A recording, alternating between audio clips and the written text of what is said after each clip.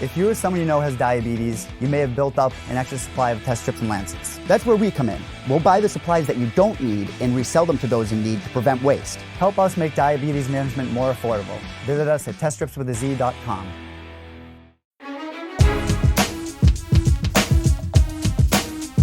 All right, we have Louis Smolka joining the program. He is back in action on September 14th in Vancouver, taking on Ryan MacDonald. How are you, man? I'm good, dude. How are you? I feel pretty good, you know. We're training at high altitude right now in Big Bear. We got Carla Esparza also in like the next room. She's getting ready for her fight in Mexico City. So, you know, we got all the team up here and we're ready to go. I know we've spoke a number of times over the years. You've had your ups and downs. You were released from the UFC and you battled your way back in and got back into the octagon back in November, and you picked up an armbar submission victory in the second round. What did that all mean to you, to battle your way back, to kind of overcome everything that you went through, get that call saying, Louis, we want you back. You know, here's the fight. Let's get you back in the octagon.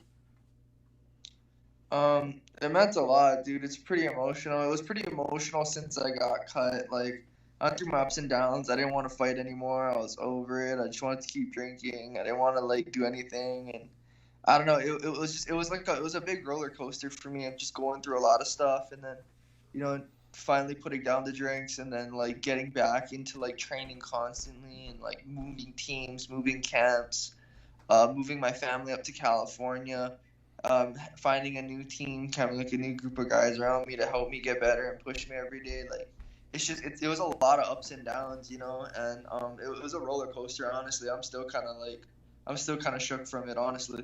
You've been very open and honest. It's been well documented, the struggles with the drinking and everything. We're not going to get into that really here, but, you know, to touch on something you just said, in terms of you not wanting to fight anymore and kind of finding that love for the game again, do you remember that moment when you're like, you know what, I can do this. I want to get back to doing this? Honestly, I just felt bad after I stopped drinking. Like, I don't know, it was weird. Like, it was like coming out of a fog. Like, I didn't really realize what I was doing, but I went through a phase where I wasn't really taking it serious. I wasn't trying to get better every day. I wasn't trying to perfect my craft. I was just trying to see what I could get away with, you know, and still get wins and still compete, still make the weight. Like, I wasn't really in it to get better as a fighter. And, you know, after I kind of like cleared my head, I kind of like realized what had happened, and I felt horrible about it. And like, that's when I was like, you know, I need to fix this, and I need to just like try to get wins. I need to try to just get better. Do you feel like you're still constantly struggling with different things, or do you feel like you've, you know, kind of cleared the hurdle a little bit? I mean, every day is going to be a struggle no matter what you're dealing with, but yeah. Do you feel like the worst is behind you? Yeah, definitely. Like, I mean, like, there's good days and bad days, but I definitely feel like the worst part of it is behind me. Like, I feel a lot more focused. In terms of getting back into the octagon, I mean, getting in there and getting a submission win like that, what a moment that was for you. Can you even put that into words, what that submission win, having the ref pull you off, like, what did that all mean to you? It was mostly relief. Like, I was just relieved. I was just so happy. I was like, oh my God, I made it back finally. I was just so relieved. Like, oh, I didn't completely screw myself. Like, I still got a chance to, you know, like, kind of to make some things right, and to like, to, you know, to come back. It was an amazing performance. You came back in a little under 4 months later. You took on Matt Schnell. The fight didn't go your way. He picks up a victory. Matt's one of those guys that's just rising up the division right now. What did you take away from that fight? What were some of the learning lessons that you took away from it? To be honest, that fight, like, that camp was horrible. Like, I popped my knee, like, 8 weeks out, finally started, like, couldn't do much, like, the entire camp, couldn't really grapple, couldn't kick. So, like, I spent the entire time, like, boxing. Like, that's all I could really do. Couldn't even go, like, 100%, really. And then, so we just kept going, trying to push it, and then just drill a little bit on the ground. Finally, I started getting better. I ended up getting the flu, like, a week before the fight. Tried to like take the antibiotics and stuff, get better, thought I was better. The weight cut ended up like triggering like a relapse. I was throwing up in the back right before the fight. Like, it was bad, dude. Like, I don't know, like, and it was a horrible experience, but at the time I kind of needed the money, and I was like, I'd done it a few times before where I'd been pretty sick and I just made it work. So I just did my best, but it just didn't go my way. Like one of the big learning experiences from that, I would say, is to just like honestly to just be smarter about my career and not just treat it like I'm a 20-year-old. Hindsight being what it is, I know how much of a fickle beast hindsight can be. Going back, I mean, the result is what it is, but if you could do it all over again, would you have pulled out of that fight and fought another day? Probably would have been smart, honestly. Yeah, like I couldn't even drink water during the warm up because I kept throwing it back up. Like that probably wasn't smart. Like, but at the time I was just like, "Don't be a bitch, Lewis. Don't be a bitch, Lewis. Don't be a bitch, Lewis." Like that's all I was telling myself. Like I just didn't want to be a bitch about it. I don't want to be one of those guys that pulls out in the back and everybody's like, "What the fuck?" You know? Like, I didn't want to be that guy. So it's just that it is what it is. It wasn't my night, and yeah. Was there a part of you that's like, I've overcome a lot of these things. I'm doing the right things, and now you're doing this to me? Like, what's going on here? Were you like thinking that at all? I don't even know what I was thinking. I was just trying to get through it, honestly. I didn't know what I was thinking. All I was thinking was, don't be a bitch. Don't be the guy that pulls out in the back. Don't be that guy. Like, that's all I could think. But I'm like, fuck. Like, oh man, maybe next time I might have to be that dude. Like, I don't know. You have to be smarter. But like, I don't know. You have that whole fucking Dana White, like, do you want to be a fighter? Like, fucking get out there and do it. Like, speech in the back of your head. You're like, fuck, I don't want to be that guy. I don't want the boss to be mad at me, so I gotta go out there. Like, it's too late to pull out. Now you get Ryan MacDonald on September 14th, so you got a little bit of a reprieve between your last fight, and you talked about all the difficulties that happened heading into your previous fight. At that point, I'd fought 5 times in like under a year, So yeah. I needed a bit of a break. I needed to recharge after that. Absolutely. How do you like this matchup with Ryan? It's an interesting fight. He's big, he does a lot of things. He's well versed. He's shown versatility. But I believe that I can win. I always believe I can win. And that, like, I feel like I see some holes. I feel like I see some things I want to go after, and I'm ready to try to get back in the win column. I'm ready. I'm hungry. I'm ready to go after him.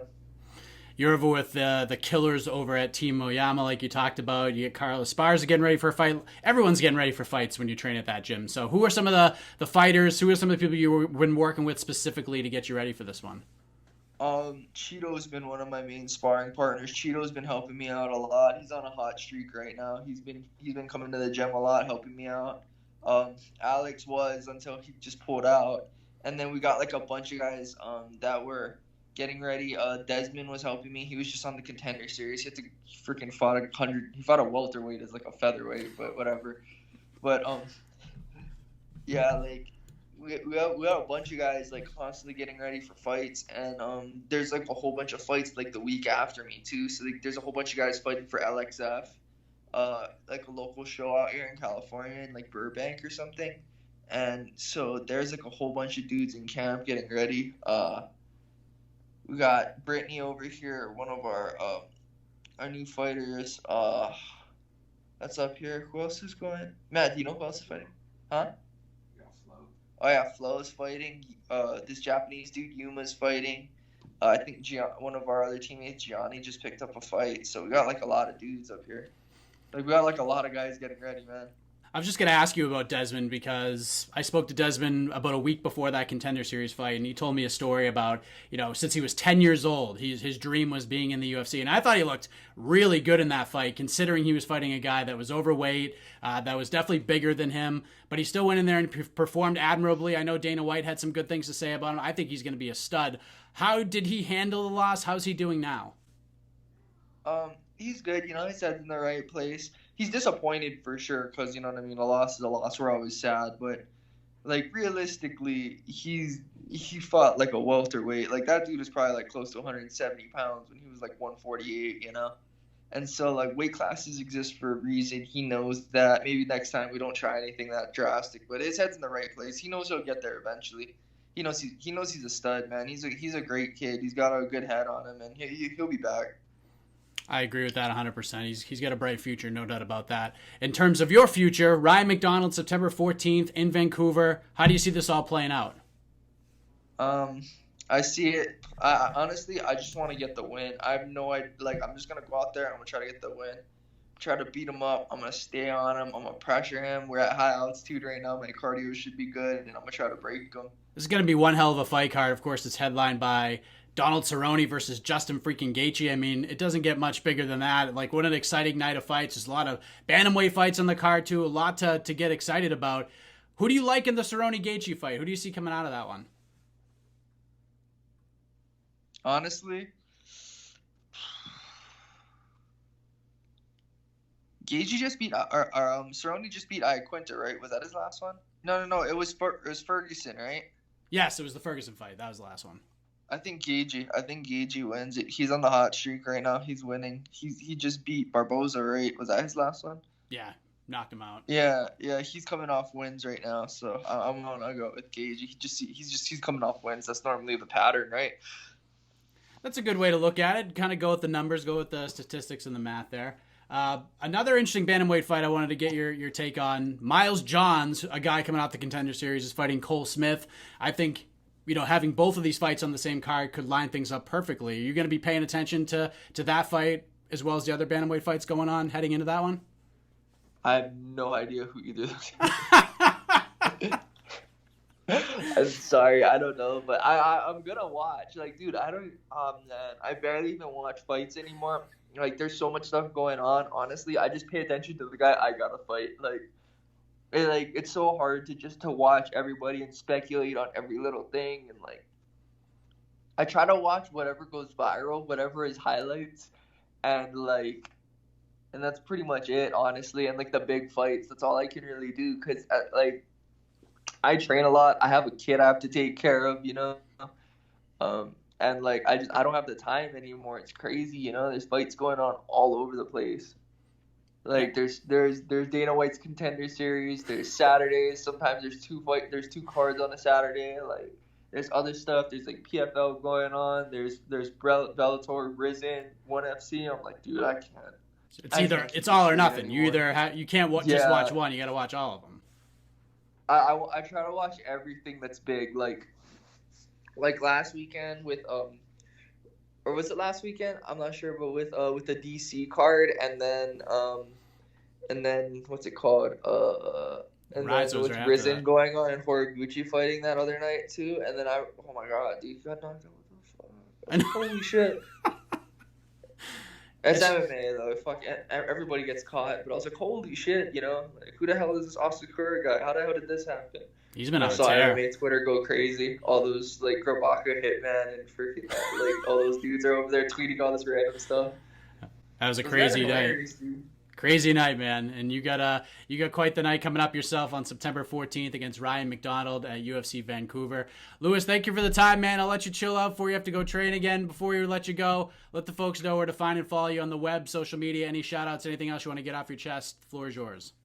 I'd like to give a shout out to my sponsors, Lace and Loop, Defend Hawaii, Virus, Skivia Underwear, Defense Soap. Dude, I've been using Defense Soap this whole time, dude. They just keep me clean. Thank God for them, dude. I'd be disgusting without them. Who else? Thank you to the UFC for bringing me back, honestly. And thank you to all my sponsors. Garden of Life. Oh, I got Compex too. That's a pretty cool new sponsor. Yeah, man. All my dudes have been working hard to try to help me get this win, and I'm willing to do a lot for it, man. I'm giving up a lot for this fight, so hopefully I get the win. Always great catching up with you, Lewis. All the best to you on September 14th. All right, Mike. Thank you.